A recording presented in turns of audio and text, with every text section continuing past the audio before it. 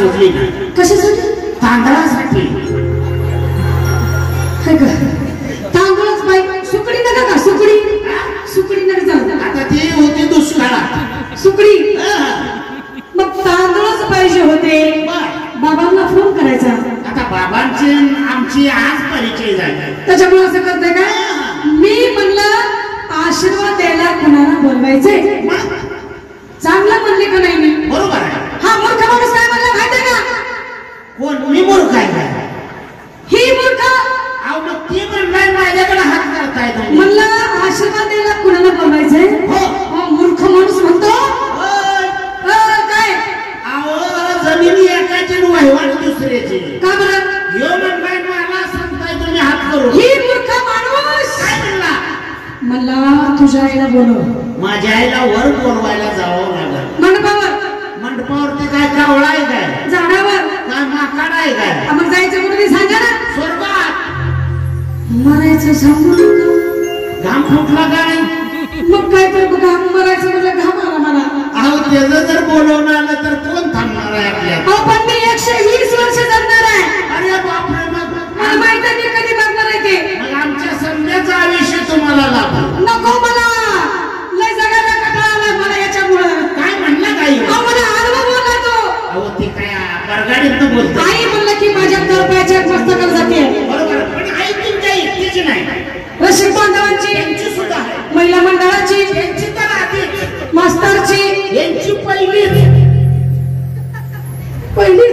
आई म्हणजे जगाची जगन्माता तुळजाभवानी. ती अंबाबाईला म्हणते बाई. मला वाटलं माझं त्याचं भांडण झाल्यामुळे असं येडेवाणी करतोय. आणि आम्हाला वाटलं आम्ही दोघंच येणं आहे. मग काय आम्ही येडे का? आता आम्ही कसं म्हणायचं? तुम्ही आशाजत करे सारे आशाजत का? कोणतरी शहाणा असेल ना. नाही शहाणं आहे. हा मग.